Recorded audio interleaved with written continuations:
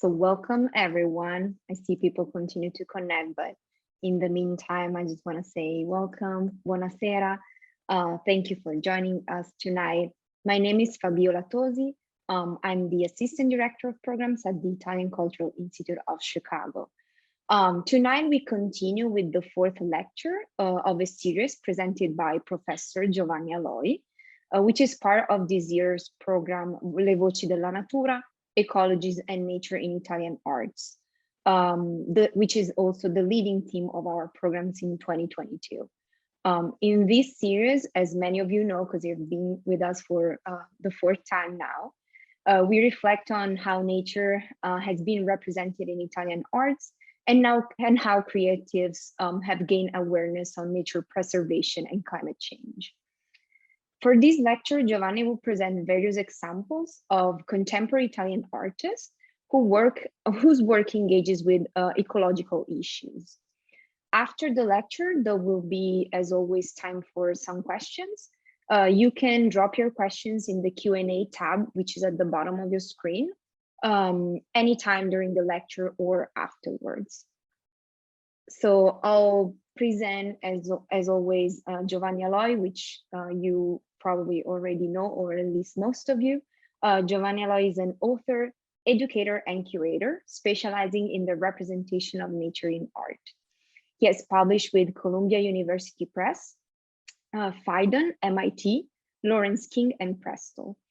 He has contributed to BBC radio programs, worked at Whitechapel Art Gallery and Tate Galleries in London. He's a USA correspondent for Esse Magazine and a regular public speaker at the Art Institute of Chicago and at our institute as well. Aloi has curated exhibitions in the US and Europe. He currently teaches modern and contemporary art at the School of the Art Institute of Chicago and Sotheby's Institute of Art in New York and London. So I'll leave the mic to Giovanni. Thank you so much for being with us tonight, and we'll see you back here later. Thank you so much, Fabiola. It's a great pleasure to be here, as always. I'm going to share my screen and begin our presentation.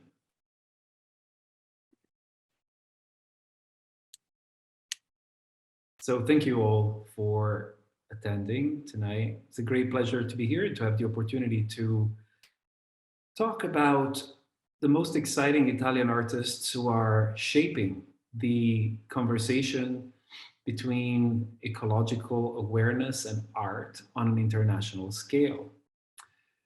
So in order to structure this talk, I decided to focus on a selected number of artists so that we can get a better sense of what the artistic concerns and aesthetic concerns are, but also get in depth into their practices and their perspectives on the current debate.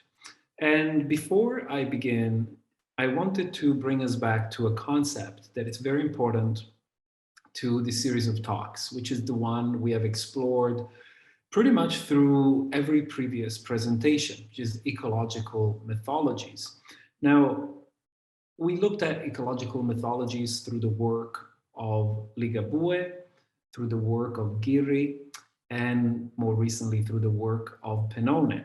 You will remember that ecological mythologies are ways in which we can make sense of our relationship with nature beyond the cultural structures that scientific knowledge allows us. So let's say that ecological mythologies are personal and social ways in which we can bridge that distance between nature and us in ways that are meaningful and in ways that make sense in a world that is becoming more complex and in a world in which we feel more and more alienated from nature itself. You will remember that with Antonio Ligabue especially, the ecological mythologies were linked to his inability to live with others because of his mental affliction. And in the context of diversity and in the context of madness that we observed in the lecture on Ligabue, his being different entailed a level of empathy with the natural world that others couldn't understand, and that therefore marginalized the artist during his lifetime. We also looked at how Giri creates his own ecological mythologies throughout the study of plants and the presence of what we can call nature in the Italian suburbia of the second post-World War period. We looked at the aesthetics. We considered the value and the importance of the aesthetics deployed by Giri in his representation of very desolate, very linear, very bare environments in suburbia in which nature appears to be somewhat constricted, separate, and forced into a cultural schemata that ultimately defines its life. And with Giuseppe Pennone, we explored the possibility of an ecological mythology that brings us closer.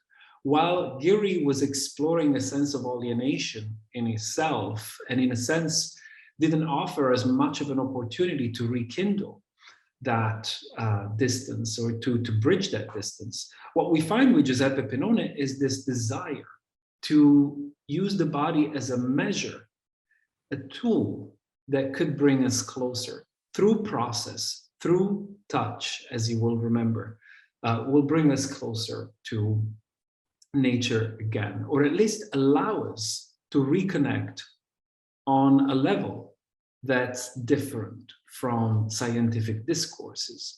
And as I say this, I also want to stress how important science is in these discourses. As you will see tonight, we'll look at artists who come from scientific backgrounds or who are currently scientists.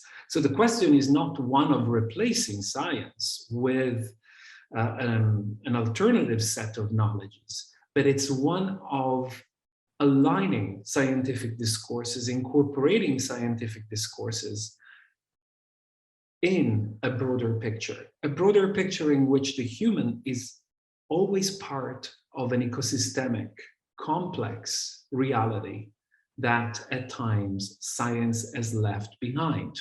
When we say this, what I mean is exactly what we see in this work by Pennone called Soffio di Foglie, Breath of Leaves, which is essentially this intimacy, this proximity, this poetic dimension that we need in order to feel part of the non-human world and ecosystem. So it's particularly important that we balance the rigor and the reliability of scientific knowledge, the empiricism of scientific knowledge, with a poetic dimension that allows us to also care and to find our ways to position ourselves in nature in ways that are respectful and that are engaged. So in order to begin our journey through the exciting artists who are shaping the conversation of ecology and art in Italy, I'd like to bring you back to my childhood in the city of Milan. And I'm showing you here the beautiful facade of the Natural History Museum in Milan, which was founded in 1838. If you visit Milan, I strongly recommend that you stop by, because it's one of the oldest natural history museums in the world. And it is very famous internationally because of the quality of its dioramas. It was one of the pioneer of new technologies in taxidermy and in diorama representation. So you will see show-stopping pieces. And as a child, I used to absolutely love this museum. I was taken there by my parents. Of course, school teachers would take us there. And it was a magical place. I absolutely loved these dioramas, their complexity, their sophistication. It really felt like a magical world. You can imagine in a world as well without the internet where certain images were not accessible. Do you remember that world? We were all there at some point. Those of you who are my age or beyond will remember a world in which if you wanted to look at beautiful images of nature, you had to buy a book, you had to find a book, or you had to wait for a wildlife documentary on TV. And the Natural History Museum was an incredible addition to that repertoire of images where the real animal bodies, or so we thought, stood in this beautiful scenery painted by expert artists. Now, as a child, when I visited these dioramas, I lacked all the critical structure that I have today, which informs my experience. I can never look at these beautiful dioramas again in the way that I did when I was a child. That's mostly because today I know about the history of taxidermy. I know that it was during the end of the 19th century and beginning of the 20th century appropriated by natural history in order to promote nature preservation, habitat preservation. And there's a strange contradiction embedded in this desire to preserve the natural world. Of course, the contradiction is that you have to kill the animals in order to turn them into taxidermy mounds. And the question of conservation and empathy through taxidermy is, of course, a difficult one to negotiate, especially today, with much more knowledge on colonialist practices and what hunting for the purpose of making taxidermy meant to the ecosystems that have been depleted, for instance. We might think that, natural history museums haven't been participating too prominently in depleting ecosystems, but that's not actually true. So one of the aspects I find more important about the critical awareness is that taxidermy in dioramas as beautiful as the ones we see in Milan always mobilize rhetorical, sublime structures. So you can see here the beautiful seascape with a sunset at the very end, and the way in which the animals are often positioned, the fighting, which is so important to creating a sense of drama and dynamism. So throughout the critical appraisal of taxidermy and the representation of environments that's taken place during the past 30 to 40 years, historians like social historians like Donna Haraway and others have reconsidered the importance of this sublime approach to the image and what it means to stage the animal in a sense as a representative of a discourse that ultimately is very separate from us. You can see that we're always absent from the dioramas. Humans pretty much have never existed. It's as if these dioramas are pre-human in the span of time. And therefore, they present an Edenic kind of nature, a nature that is pure, a nature that is not contaminated by human activities. The artists that we're going to look at today do the opposite. They are well aware that humans are animals and that as such, they have impacted the history of ecology on this planet. And that therefore, it is important to acknowledge our presence, because with the acknowledgement of our presence in the representation of nature itself, then comes a sense of responsibility. There comes a sense of accountability, that it's the foundation of our future on this planet. So I'd like to begin with a reminder of the notion of anthropocentric miseducation.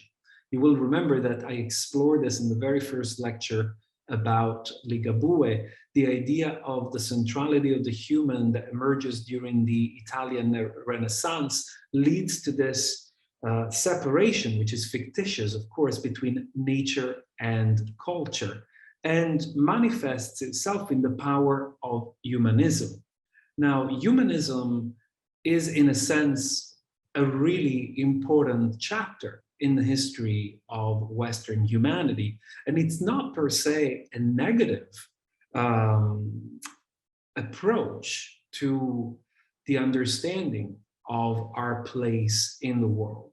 It, however, degenerates perhaps far too quickly throughout the 16th and 17th century into a sense of hubrism and empowerment over nature that becomes detrimental to the planet itself. And it is in works, early works, like the one I am showing you here by Albrecht Dürer, The Great Piece of Turf, that we begin to see early question marks emerging from the tradition of the Renaissance. You can see that Dürer is focusing on something very unusual here, a detailed, an extremely detailed representation of what we would call weeds and grasses. You can recognize some dandelions, some blades of grass, and as such, although this is a study, this painting has become very famous in art historical circles as a celebration of the underdog, as a celebration of the overlooked, and a step away from that sublime, heroic representation of nature, which in a sense instills a sense of distance between us and the natural world.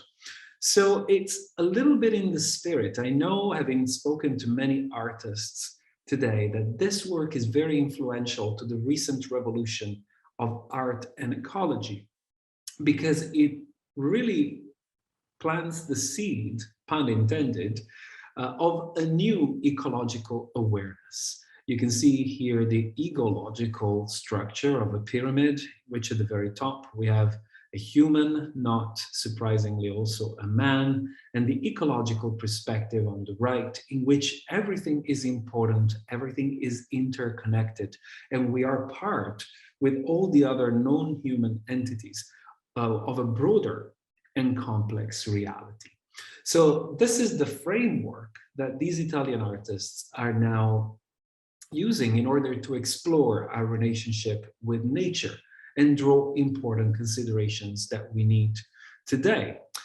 Starting from Francesco Simeti. Francesco Simeti was born in Palermo in 1968, and much of his concern plays on this very notion of the weed, at least in some of the works that he has created. There is a particular project I'm going to show you in a minute, but I wanted to read you this beautiful description. It's not a description actually, but it's a poetic interpretation of Nicola Ricciardi, one of the curators who worked with Simeti in relation to the project. He said, "Mugwort, turnapple, goldenrod, and poppy, arise, children of the weedland, proletariat of the plant kingdom, and topple the thrones of the nobler horticultural flora. Chop off their hyper-civilized, hybridized heads. Gird yourselves and gallop out to overthrow the rose, queen of the garden. The romantics and poets Emerson and Thoreau are with you. Gerard Manley Hopkins is singing, long live the weeds and the wilderness yet." But then the gardener's hand swoops down as maker, warden, and judge of artificial landscapes, and the revolt is already quelled. A hole to the roots and the weeds have been extirpated.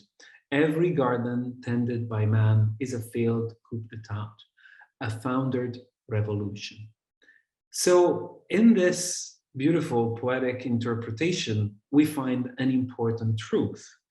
Many of you who are listening tonight have a garden, and if you garden, you know something very important about gardening. We think about gardening as a beautiful activity that's relaxing and that's peaceful, and we sometimes even collapse the very idea with being in nature with gardens, even if some of us go to places like the Home Depot and other box chain stores and buy all the fertilizers as well as weed killers, and everything comes from capitalism, right? All the tools, the plants But then we go back home and we start digging holes, put it all, display it all, and arrange it in the way that it's pleasant to us, sit back, have a drink, and call it nature, which is the opposite, right? So one of the things that I find fascinating about the garden is this acknowledgement that the garden technically is a war zone. Those of you who garden regularly know how hard it is to keep weeds at bay. They pop up everywhere. They are truly determined to make it. And I think that there is something quite poetic about that determination. So I was very much fascinated by Simeti's idea of a proper battleship, thinking about the garden as a battle and a battleground in which there's always some sort of competition between plants. So you can see here the lances that Simeti has created that are dedicated each to a weed. And each is a beautiful weapon as well as a sculptural entity. In this revolution, there is a lot at stake. But what I also like about Simeti's approach is the humor. I think it's very easy when we think about ecological questions and questions related to nature as a sublime entity to lose ourselves into a very serious tone in which ultimately redemption is the bottom line or should be the bottom line of our engagement.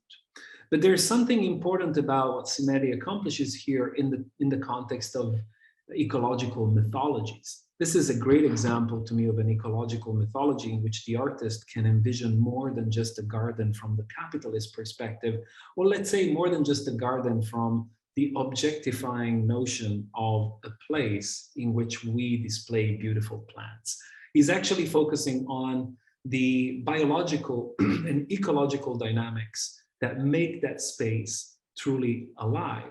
Alive in ways that don't quite equate to the balance, the harmony that we would like to accomplish when we garden. Because ultimately, nature is not about balance, it's not about harmony, it's not a place in which humans have a say all the time about what happens, what is good and what is bad. And sculpture as well as collaging play important roles in Francesco Simeti's work. You can see here, again, a series of sculptures, part of the Wilds series, in which the artist is exploring the monumentalization of weeds. You have to remember that in the tradition of humanism, only what is important to remember and to celebrate becomes a sculpture. So to monumentalize the weeds is a little bit, to me, the same as what Dürer was doing when he was painting the dandelion and the blades of grass, which with such beautiful care for the realism and portraying the messiness. You can see those leaves crossing and entangling in ways that are not necessarily part of the tradition of Renaissance art, which is more tidy, more clean, more neat, but nonetheless are truer to the messiness of the vegetal world. So there's a question of beauty here, and there's a question of aesthetic that I think Simeti is addressing with his sculptural world. What is beauty in the garden, in this battlefield? What is to be preserved and what is to be let go? What is important in the end and what isn't? Now, the embedded tragedy of thinking about weeds, let me just bring you a footnote here. Like, what is a weed is also an important question, right? A question that we haven't addressed. But technically, a weed is just a plant in the wrong place. When I say a plant in the wrong place, I mean a plant in the wrong place according to us humans who have a very clear idea of where certain things should go. And otherwise, a weed is a very successful plant. Some weeds are absolutely beautiful. You can think about the dandelion. I love dandelion. It's a beautiful yellow flower, looks sun-like. And then it's also beautiful in a frying pan sizzled with garlic and olive oil, right? I don't know if any of you have had the pleasure, but in Italy, dandelion is a delicacy. We love it. And there are so many other weeds that populate our gardens that have basically garnered the label, the negative label of weeds, only because they are too successful. Many of them happen to be natives, others have arrived in a way or another and are seen as infestant. They're seen as dangerous elements that corrupt the purity and the harmony of the garden. And as such, weeds have also been used as a metaphor for undesired immigrants. So I mentioned earlier how Francesco Simeti works with the sculptural as well as the 2D representational, creating these beautiful collages. So there are different aesthetics at play in the sculptural and in the two-dimensional. And in this specific work, you can appreciate his technique, which entails scanning the images of botanical representations from books as well as other sources, and then aligning them on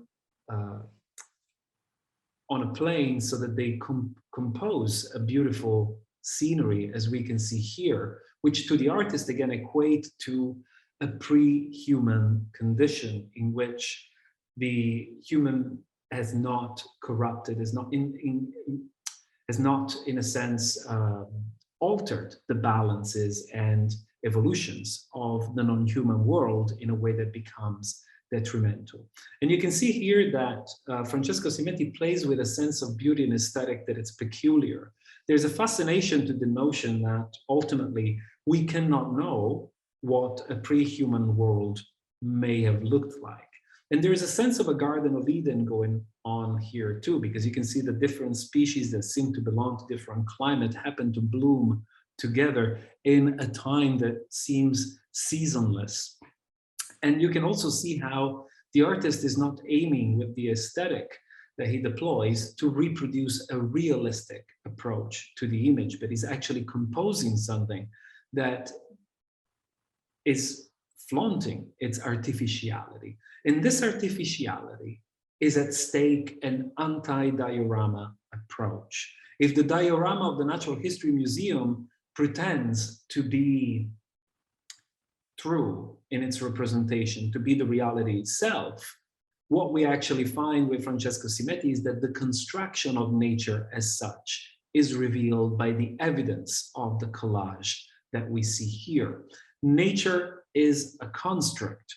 If you think about the non-human, all the trees, the bees, the flies, the dogs, all of these are part of a non-human world that we have called nature.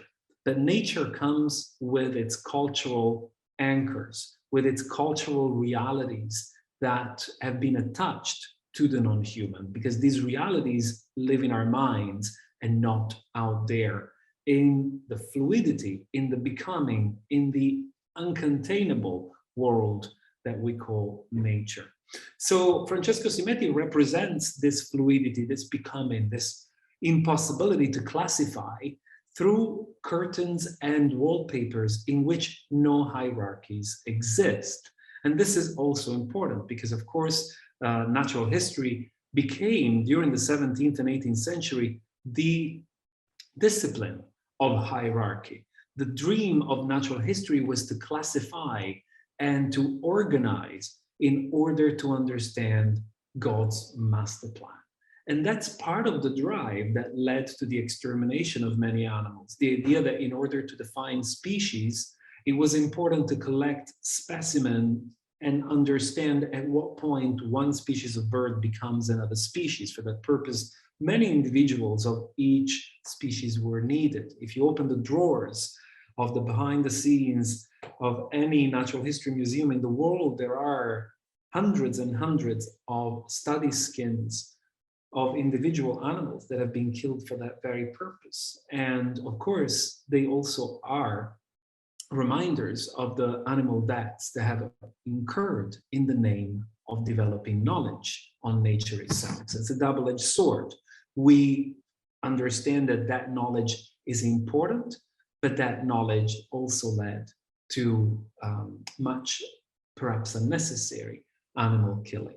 And Francesco Simeti also works with animation, a kind of animation that it's linked to the medium of collage. And I want to play you a little clip of an animation called Unrelenting that he made during the pandemic in 2020. As you will remember, at the very beginning, we thought the pandemic was going to last a couple of weeks. Okay.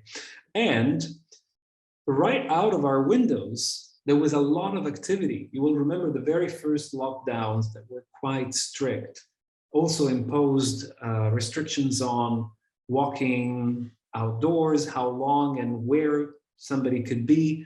And right as we entered the first 2 weeks of the pandemic, nature started to wake up. So there was a strange feeling of disconnection that in a sense works a little bit as a metaphor to our normal condition, what has become the normal condition in which we experience the natural world.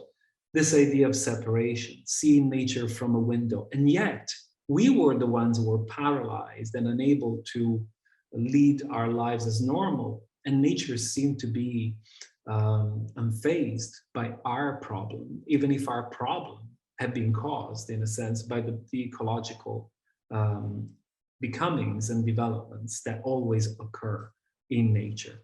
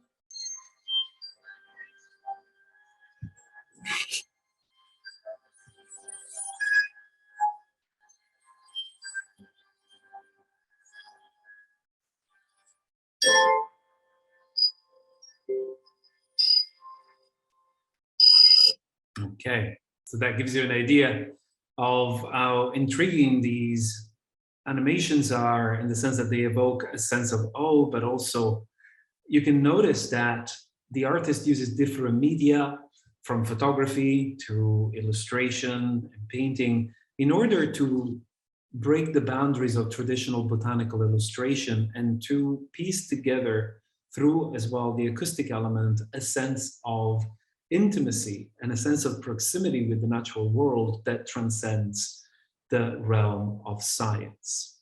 And I also wanted to make those of you who live in Chicago aware that you can see the work of Francesco Simeti, the installation, a system of architectural ornament at the Addison Blue Line station. It was a commission that took place in 2020. And it was very much inspired by local native flora. So the plants that you see on the windows and in the form of a collage that it's typical of Simeti's approach are indigenous flora, and they are situated on the windows at this specific station because, in a sense, the artist is trying to create a correlation between the work of Louis Sullivan and the architectural structure, that were deployed by the architect. As you can see here, visible in the images, they are inspired by plants and integrated in the flora that it's indigenous of Chicago. So there's an emphasis on a site-specific approach that you can enjoy if you visit this station. The second artist that I wanted to focus on today is Eugenio Tibaldi. Eugenio Tibaldi is a very interesting artist whose work is also very much grounded in research. He was born in 1997 in Alba in Piedmont, and he's been living in Naples since 2000. So for a very long while, he's been living at the periphery of Naples, and he works in many different media. Again, one of the specific interests the artist has developed over time is with suburbia, territories, and the place that plants can occupy in these discourses as an opportunity to rethink the human order and anthropocentrism. The image I'm showing you here is from Anthropogenic Herbarium, the herbarium of the Anthropocene. And it was commissioned, it was part of a commission that the artist created for the Zoma Museum at Addis Ababa in Ethiopia. The artist found himself traveling around the city, especially visiting the areas of the suburbia, and noticing that some of them felt like difficult to grasp, in the sense that they bore a sense of promise of a better future, and at the same time, they couldn't quite actuate that in their own right.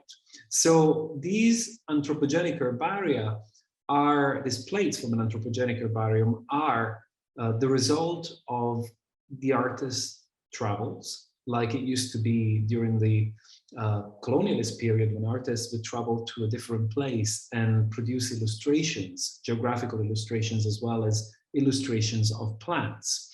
The artist has said that the margin is the space where I believe that change can take place. Far from the spotlight and the perfection of the center, the lateral becomes the territory of mutation. So the best one through which to attempt a definition of the contemporary. And these herbaria from by Tibaldi reminded me of a very different approach, but related in some sense. You can see again the architectural and the vegetal like coming together, like we saw at the very end of Francesco Simeti's work. In this case, this work by Gerardo Cibo, this is illustrated by Gerardo Cibo, one of the most important botanists of the 16th century, who had already understood that the plant in itself is not the only important thing to study, but its relationship with the city, the landscape, well, in this case, the town in which it can be found was essential. So we find that relationship between geography and also urbanization and the impact of the human and the plant being present in Eugenio Tibaldi's work. The presence of the plant as a superimposed structure proposes an opportunity for a more positive change. And a lot of Eugenio Tibaldi's work is also centered on the notion of perception and interpretation, how we make sense of the natural world. As you saw earlier, the maps are not real maps. The maps have been rethought as seen from the promise of vegetation, promise of plants. In this case, we find the same with this habitat, which the artist has described as a place of the mind, which is a place where we can hide and return to as a safe place, a place that we associate with nature, and that ultimately, after all, has nothing to do with nature. As you can see here, we have a number of cultivars that are placed in a pond surrounded with some tools as well as toys. And it's a kind of trivialization of the very idea of nature and how nature can become a safe space for us. Is nature ever going to be safe, or was nature ever a safe place for us?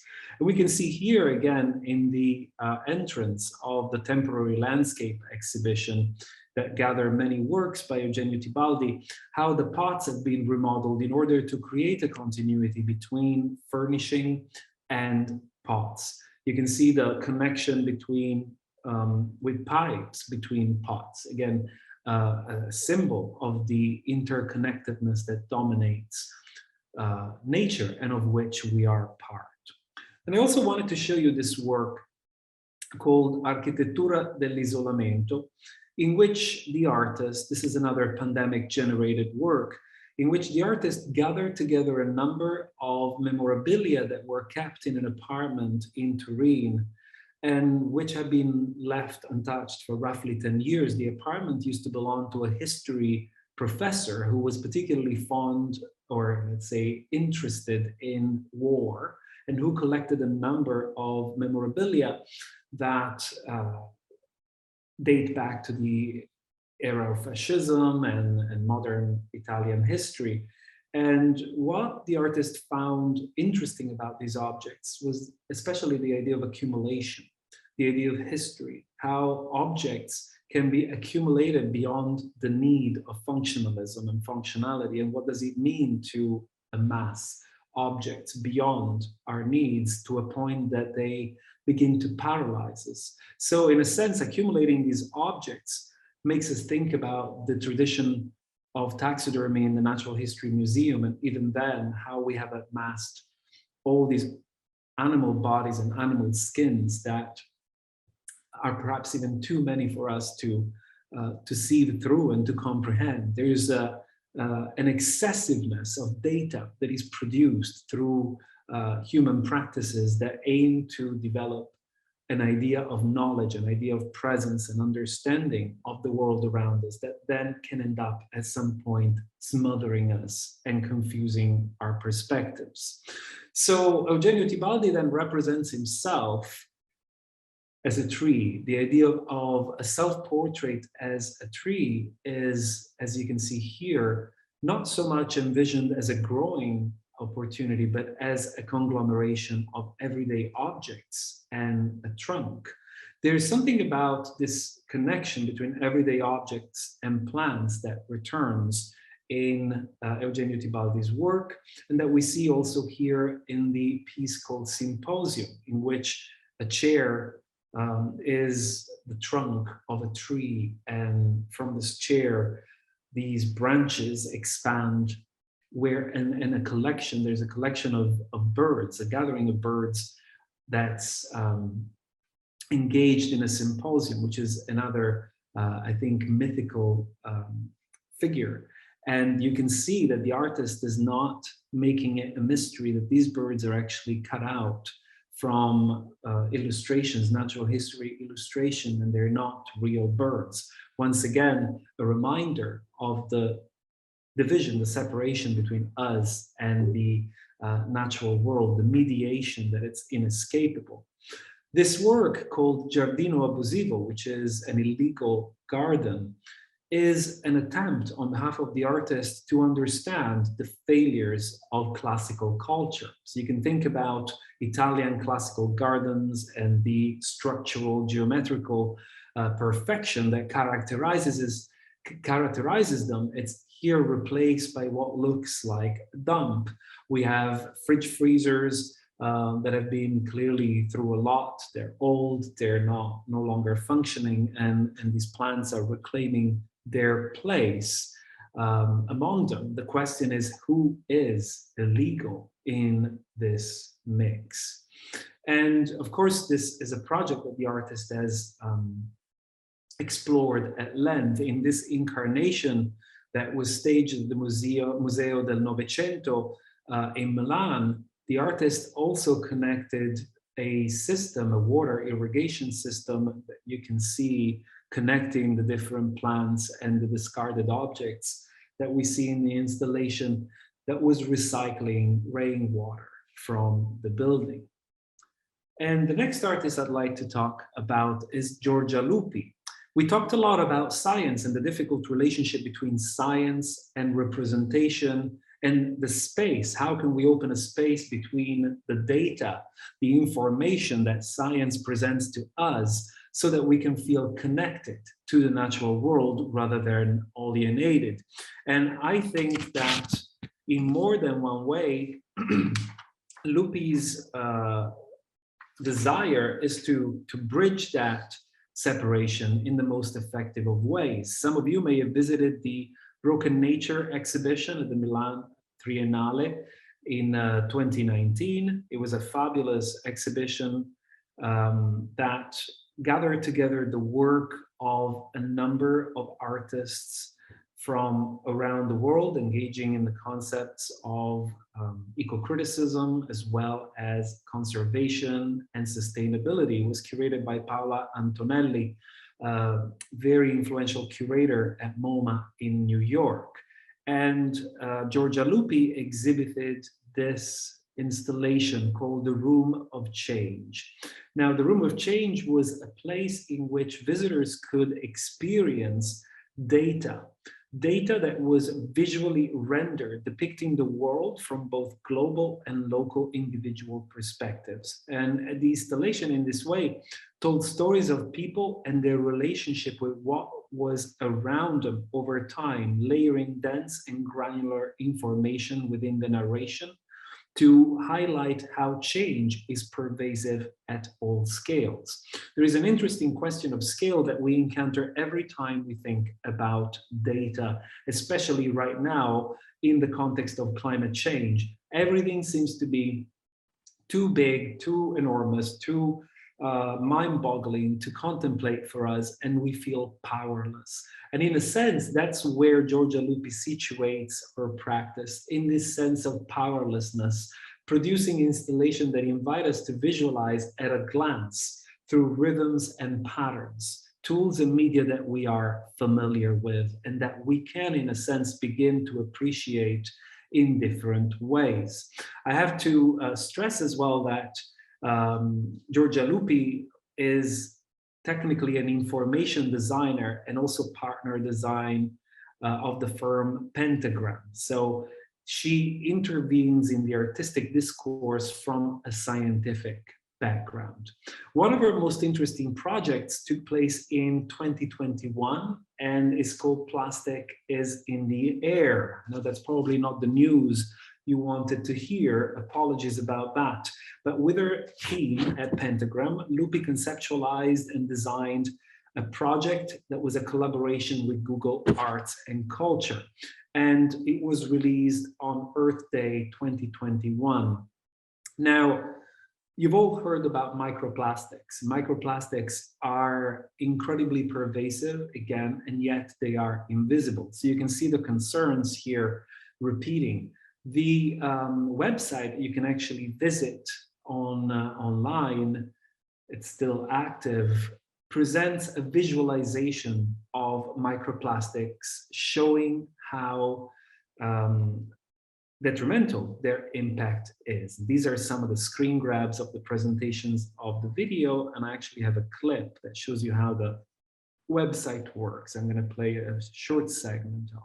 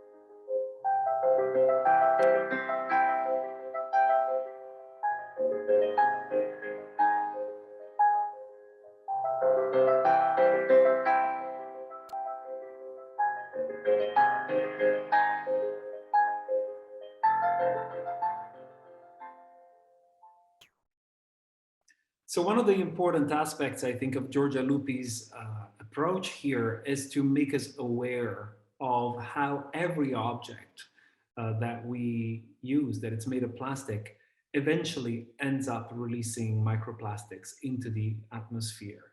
Microplastics that then are ingested and enter our bodies in a number of ways, therefore contaminating us as well as the rest of the planet. And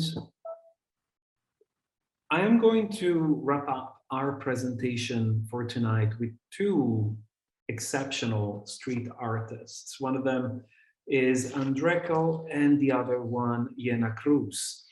There's something really interesting about street art, because I'm sure you're all familiar with the idea that art doesn't necessarily need to instigate change. Cultural change happens through art, but there's a difficult balance between art and activism. And at what point is art aiming to instill activism becoming propaganda and therefore losing its power as art and becoming a tool that is somewhat different? And I think the question of where do we place art about the environment? Should it be accessible? Should it be accessible in the sense of understandable as well as in the sense of reachable?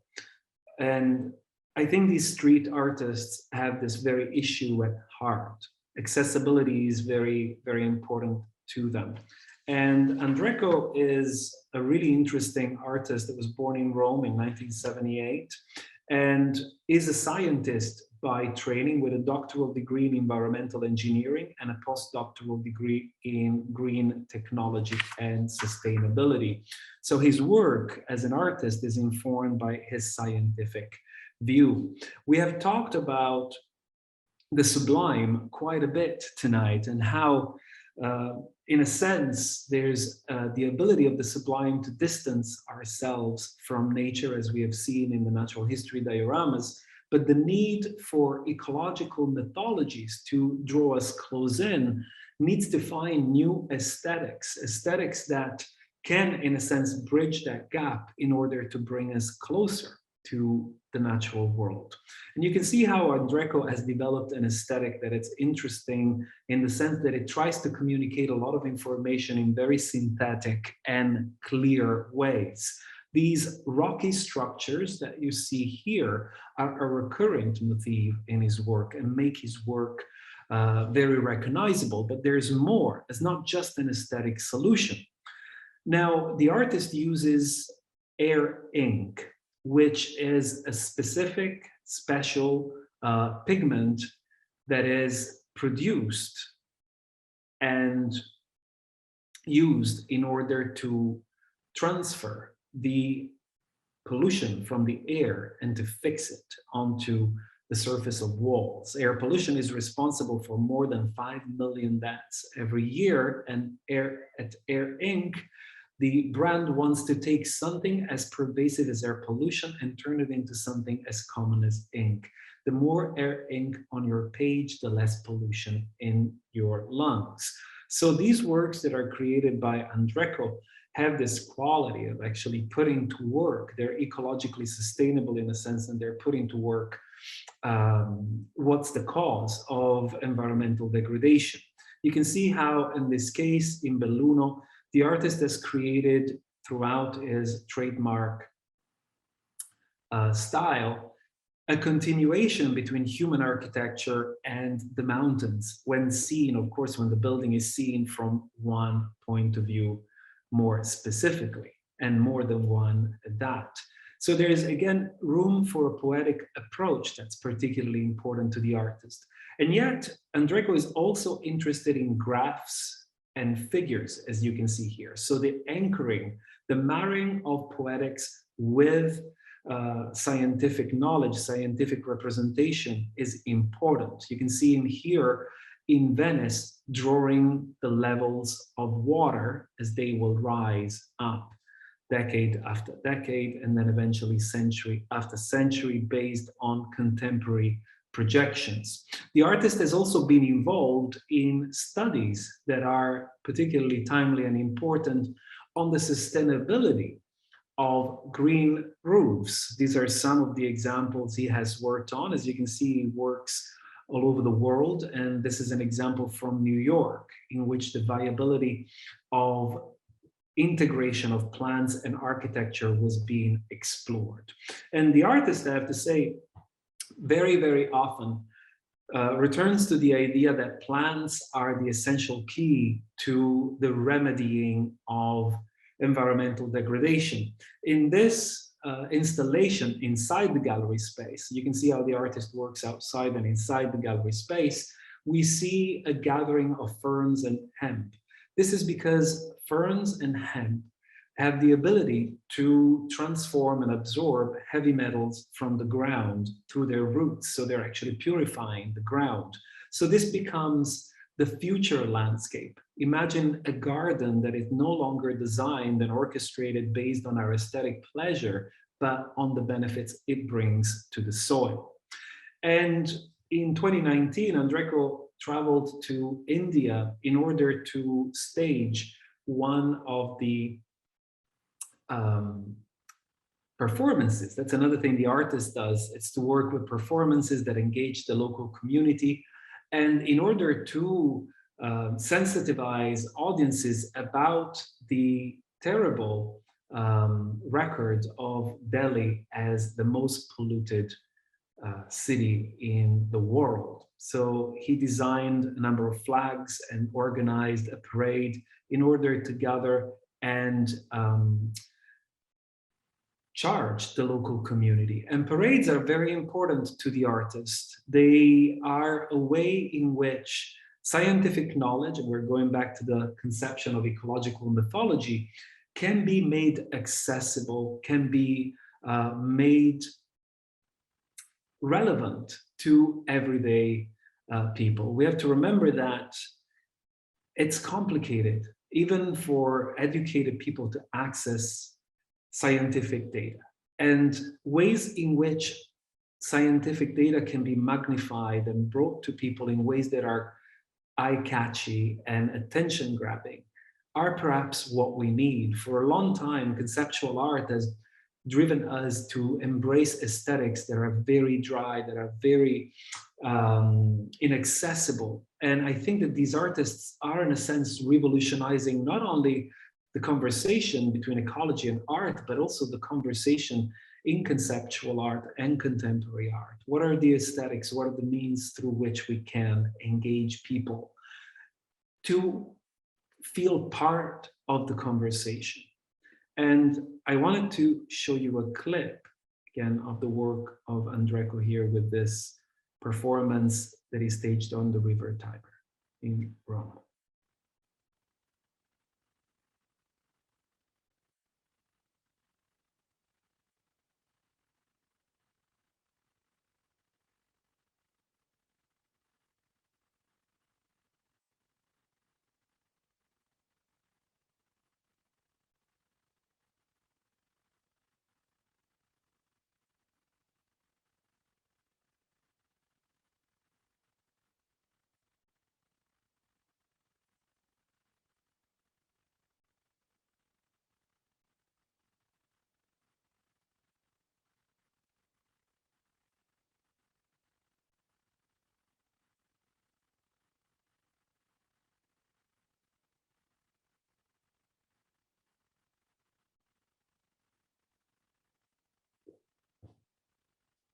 So there is something medieval about these performances, if you like. They bring together activism, contemporary activism, but also a ritualistic quality that, in a sense, re-enchants the relationship with the natural world. It brings us back to a pagan relationship with nature. As you can see here, there's a celebration of the river Tiber, that it's also a celebration of water and the celebration of the importance of water beyond the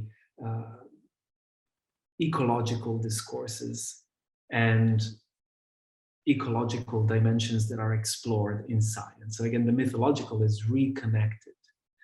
And just because time is not our friend, I want to wrap up our presentation, as I promised, with Iena Cruz, another really interesting artist. The real name is Federico Masa, born in Milan in 1981, who works on very large scale murals. As you can see here, this is high tide, that's visible in Long Island.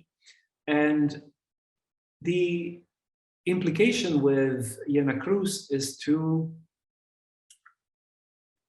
create awareness of the interconnectedness, the links between the natural world and the built environment, the urban dimension that creates pollution and ultimately degrades the environment. We can see his hyper-realistic representation of animal is partnered to a much more synthetic approach to human architecture. And the sense of incorporation of the natural, you can see here Iena Cruz at work, is visible if you zoom out and understand the connection between the building and how the mural fits into the building. This is a recurring approach the artist explores. He also uses a paint that is ecologically sustainable. His paint is called Airlight. Thanks to a mechanism known as photocatalysis, the ecological paint in question is activated by light, which frees its oxidizing molecules, which can transform the harmful particles in the air into inert salts.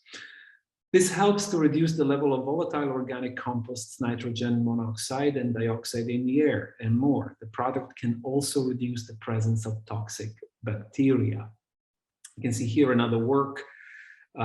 This is just outside Milan, and it's a very interesting representation in which the artist overlays different signifiers. Like in this case, there's a oil refinery platform, as you can see, with the now iconic, often seen plumes of smoke and flames, which is contained into one of those water bottles that we find in offices. So the connection between petrol and the production of plastic and the embottlement of the marine life. And therefore, this kind of connectivity between life and pollution that encompasses different realities from our offices and domestic realities impacts the wildlife in the ocean. Some of you might be wondering also about this recurring symbol that we've already seen more than once. That's a Mexican mandala that Iena Cruz has started to incorporate in his work since he relocated to New York and has become more and more engaged with different cultures. You can see once again here the hyperrealism with which the artist is aiming to bridge the divide between us and nature. Another impressive mural in Rome, again, realized with an amount of paint of Airlight that actually absorbs the equivalent of 30 trees and the equivalent of pollution of 30 trees. And you can see here, again, a connection between water, which is very important in the concept of the artist who works with a number of charities like the Ocean Family Foundation and North Sails in order to raise awareness of plights that impact water across the world. And you can see here how the figure of the drop recurs in the artist's work, and it's a recurring image that to the artist represents this cycle of life, which also entails our embeddedness, our being part of the natural ecosystem. We are in the ecosystem. What we put out there returns to us in the end. And this is the last image in my presentation. It's the facade of the Madonna dell'Olmo Middle School, in which the artist is, with the collaboration of the students at the school, creating this beautiful mural that, as you can see, aims at representing biodiversity and the evolutional interconnectedness of biodiversity, the connection between different animals as well as plants, but not, again, seen from the perspective of science. So this is not an evolutional chart, but it's actually a free-flowing ecological mythology in its own right. Thank you very much.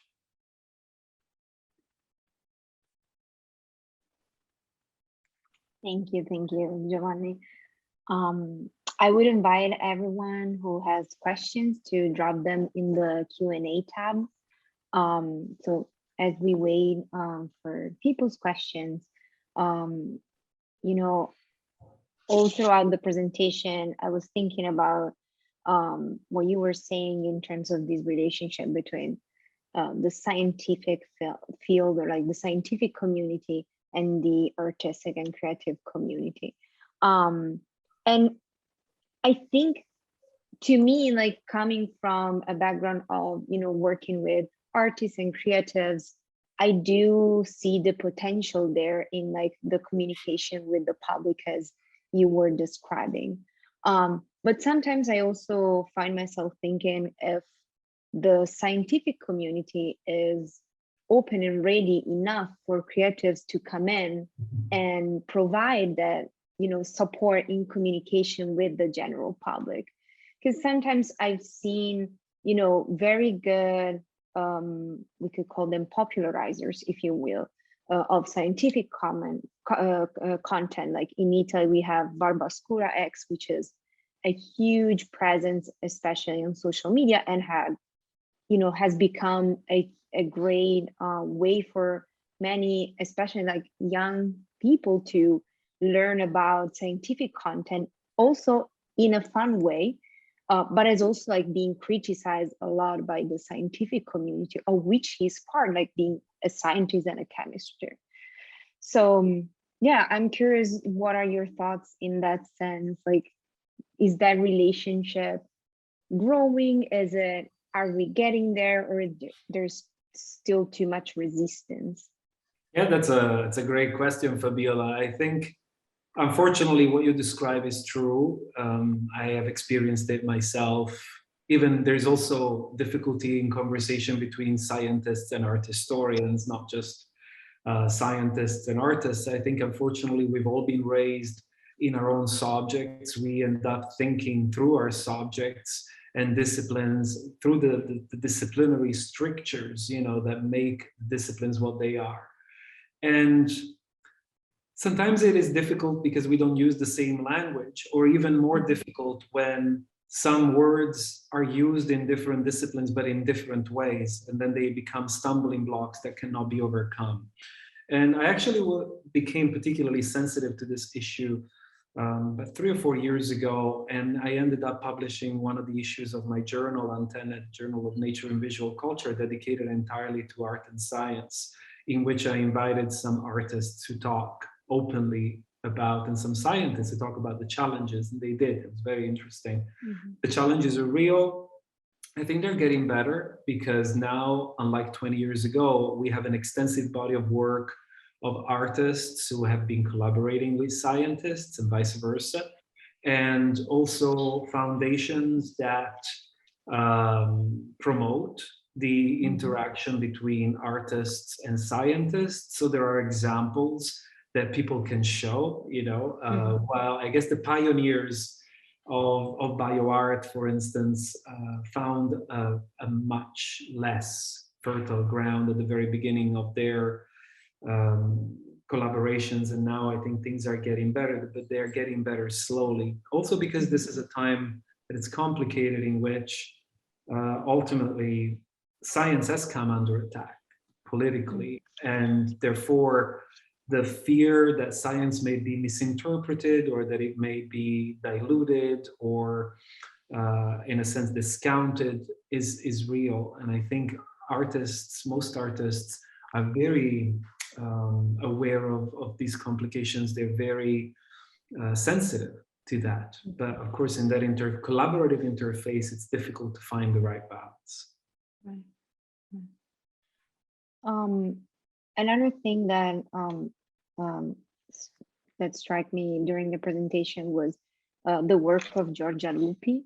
And when I was looking at Plastic in the Air, or Plastic is in the Air, I thought about this other project that I stumbled across not a long time ago, which is called Archeoplastica, which for me was interesting because it's one of those projects that kind of sits in that space that you were talking about, in between the art and science, and also tackles into the activism as well.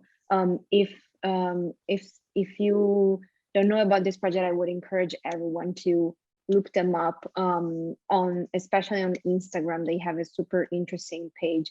So what Archeoplastica does, they go around in Italy, on the seaside, and they collect plastic elements that they found on the at the seaside and on the beach. And then they look them up, and they find where what the origin was. And sometimes they find things from, the 60s, the 70s, the 90s. So things that have been there for a very long time. And so what they do, they show the comparison between the original object and the plastic object, and they're creating this archive of plastic materials that have been around for a long time.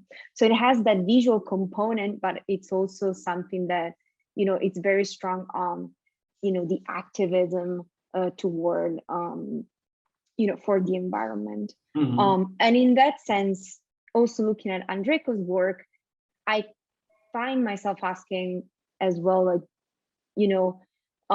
can art, especially in this field, sometimes not be political? Is that even a chance of not doing a political act in this moment in time, in the time that we're living in, when you talk about nature?